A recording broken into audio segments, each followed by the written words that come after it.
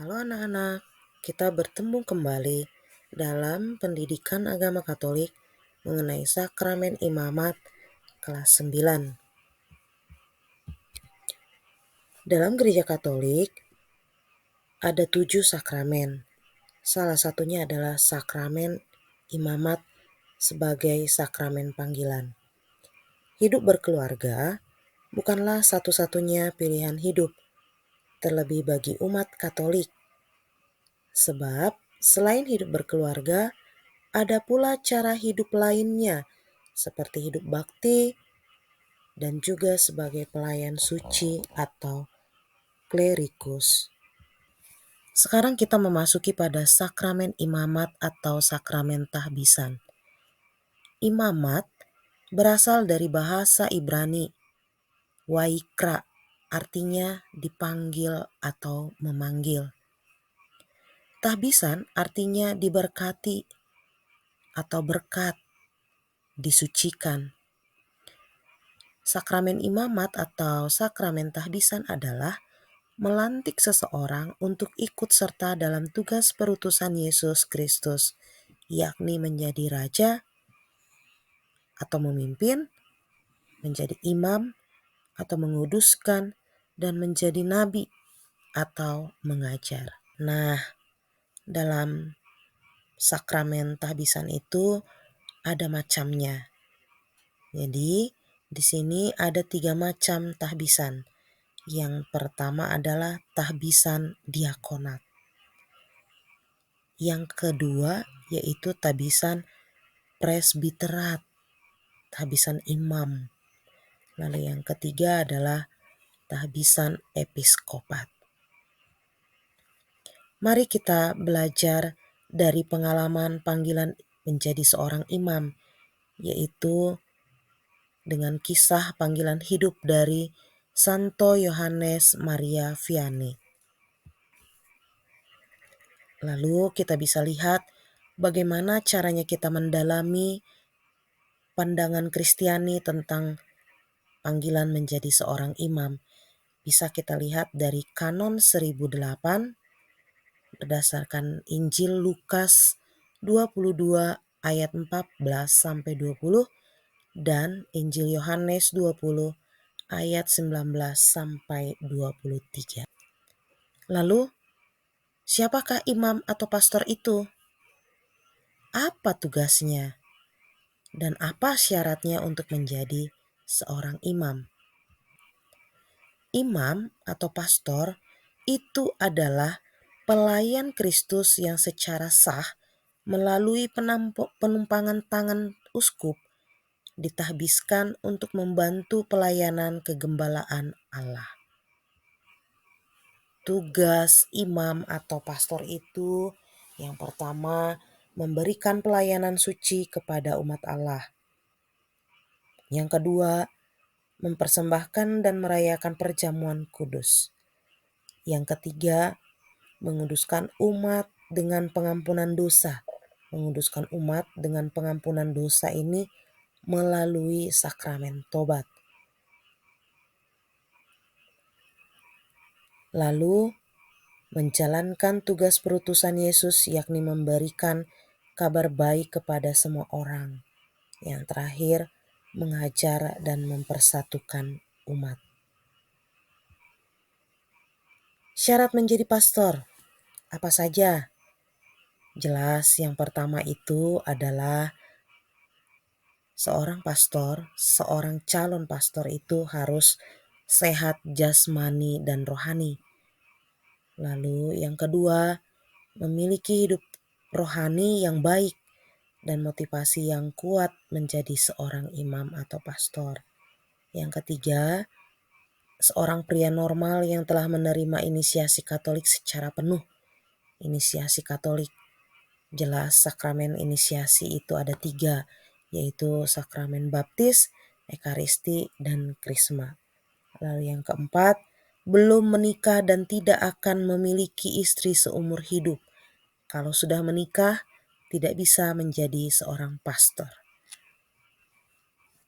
Yang kelima, menyelesaikan pendidikan filsafat teologi, kitab suci, moral, dan hukum gereja di seminari.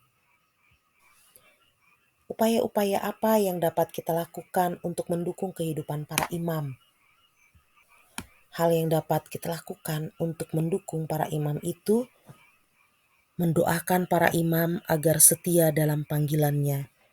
Bila kita mendoakan para imam, biarawan-biarawati, itu kita sudah mendukung mereka. Yang kedua, menjalin relasi yang baik dan tepat dengan para imam. Yang ketiga, menyapa dan menegur para imam dengan baik dan dalam kasih. Bila kita bertemu dengan para pastor, para suster, para frater, kita sapa mereka, menegur mereka dengan baik, itu sudah mendukung mereka dalam panggilan hidupnya. Yang keempat, memberikan materi yang mendukung kehidupan dan pendidikan para imam. Lalu yang kelima, memotivasi para imam agar tetap setia dengan tugas panggilannya. Imamat merupakan sebuah sakramen karena menjadi sarana kehadiran dan belas kasih Allah yang nyata kepada manusia. Kesimpulan, jadi panggilan hidup bakti dan hidup selibat atau hidup imamat merupakan panggilan yang hidup yang khas, panggilan hidup yang khas. Mereka memberikan hidup dan dirinya secara total kepada Tuhan untuk menjadi alatnya dan menjadi partner bagi Allah sendiri dalam mewartakan kerajaan Allah di dunia.